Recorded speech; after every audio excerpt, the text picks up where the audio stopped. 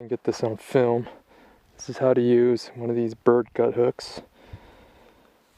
Here's the bird. I don't know if it's getting on film here or not, but there's his butthole. You can cut it. I usually don't. I usually just grab the hook, rip his bunghole open. Not much. Make sure you don't rip up his poop chute.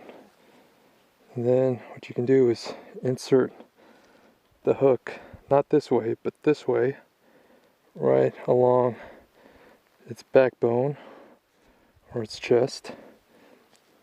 Twist it and just start pulling it out. Pulling its nasty bits out. So that's basically how you use one of these gut hooks. Alright, enjoy.